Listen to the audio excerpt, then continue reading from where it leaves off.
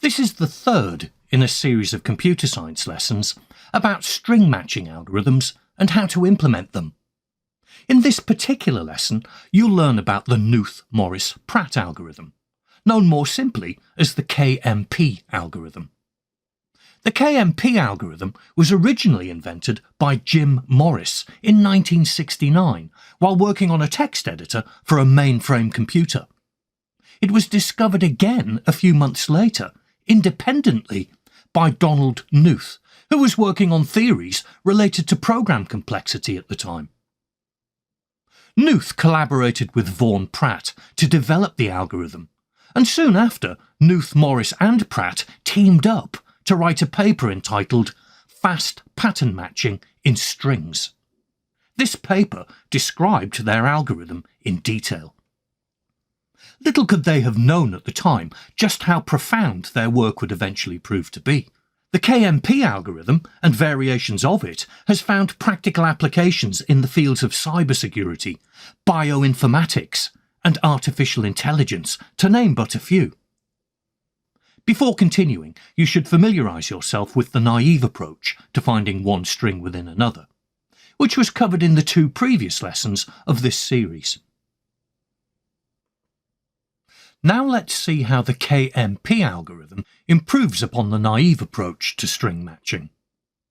The crucial feature of the KMP algorithm is that it works with advanced knowledge of the pattern that it's trying to find. It already knows something about the combination of characters in the pattern. Exactly how much it knows and how that information is stored, you'll see later.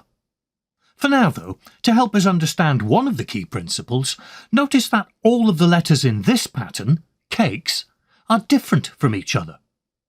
We have a relatively simple input string, so we can see more easily what's going on. We proceed as we would, using the naive algorithm. And we manage to find most of the pattern, but not the last letter.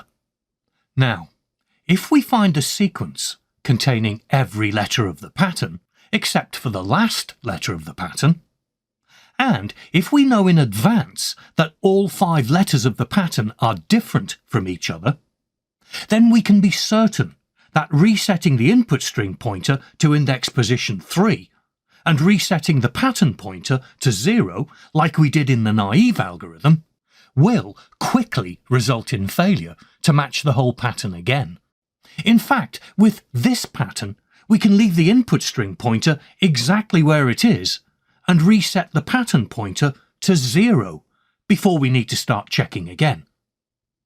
It might not be immediately obvious why this is the case, so let's take a step back for a moment. In the naive approach, we started looking for the whole pattern again from index position 3 of the input string, which contains the letter A. But we've already discovered that this is somewhere else in the pattern. If we know in advance that all of the letters in the pattern are different from each other, then we also know that index 3 of the input string and index 0 of the pattern can't possibly be the same. This check is bound to fail. The same argument would apply if we were to reset the input string pointer to index position 4 or even 5. In this case, leaving the input string pointer at index position 6 will ensure that we don't do any unnecessary work. But advancing it to index 7 would be a step too far. We don't have any advanced knowledge of the input string, so we don't know what letter is at index position 6. For all we know, it might be another letter C. Don't forget, all we are really doing is resetting the pattern pointer back to 0 and leaving the input string pointer exactly where it is. The search can now continue, and at no stage does the input string pointer have to move backwards.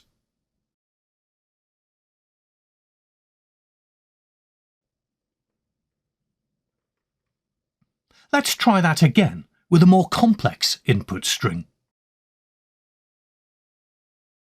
A sequence of 3 letters is found, so the pattern slides 3 places to the right. In fact, all we really need to do is reset the pattern pointer back to 0 and leave the input string pointer where it is. Now there's another partial match for the pattern after finding 4 letters in sequence. So we can reset the pattern pointer to 0 again, effectively sliding the pattern 4 places to the right. And again, we have another partial match of 4 letters. By effectively sliding the pattern forwards several letters at a time, a lot of unnecessary comparisons are avoided. Notice also that at no stage in the processing does the input string pointer ever need to move backwards. What you've just seen is all well and good if all the pattern characters are different. But what if they aren't? Let's consider how we might search an unknown input string for a pattern in which the characters are not all different from each other, which is probably a more typical scenario when it comes to string matching. This time we're searching for the word cocoa. We also want to come up with an approach that will work efficiently for any pattern, which, by the way, is exactly what the creators of the KMP algorithm set out to achieve. And, as you'll see, their solution is rather clever. The KMP algorithm relies on already knowing about the way sequences of characters within the pattern are repeated. Let's make sure we understand exactly what this means before we derive a way to capture and store the information. This particular search soon results in a partial match.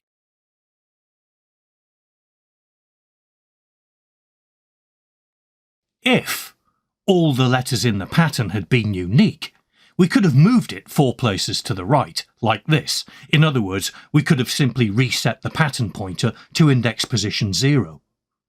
But as you can see, we would have missed an opportunity to find the pattern. When we have a partial match like this, and if the pattern letters are not all different from each other, it may be a mistake to start scanning the whole pattern again from scratch. So how can we tell if this is the case? Look closely at just the 4 letters of the pattern that were successfully matched. C-O-C-O. And you can see that the last 2 letters of this part of the pattern are the same as the first 2 letters of this part of the pattern. If we know this about the structure of the pattern in advance, then we can deduce that the first 2 letters of the pattern must already exist in the matching portion of the input string, so we don't need to check them again. We can therefore continue checking the pattern from the 3rd letter, namely index position 2. In doing so, not only have we avoided some unnecessary checking, we haven't missed anything important. At this stage, a general approach might seem rather a long way off. After all, the pattern could be any sequence of letters, and so could the input string. And the big question remains, how do we capture and store everything we need to know about the pattern?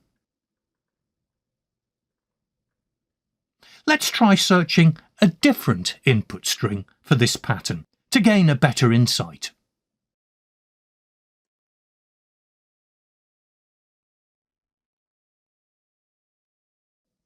As before, we've managed to find the first 4 letters of the pattern, but not all of it.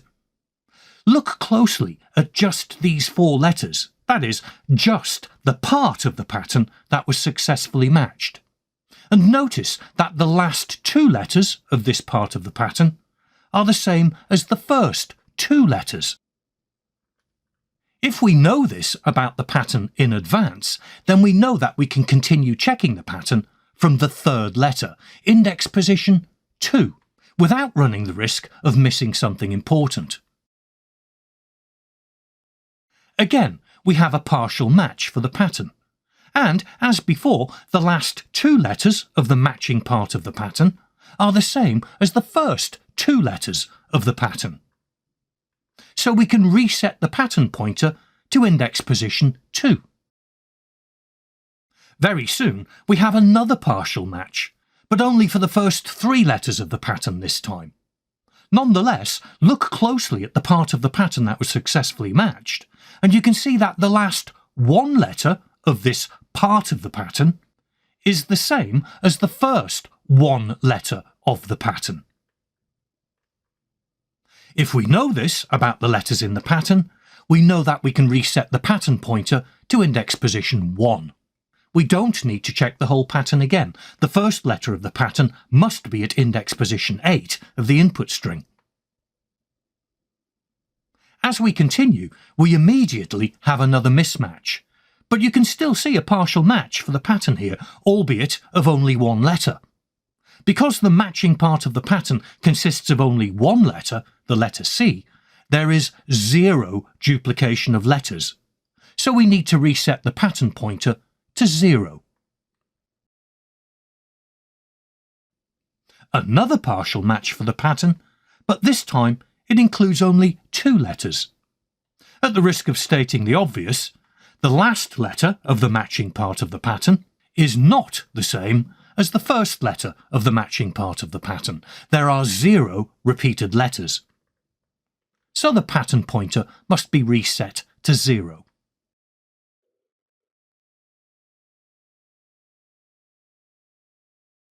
Eventually, the word cocoa is found, but we can be confident that the input string was checked thoroughly, and that the number of comparisons was kept to a minimum.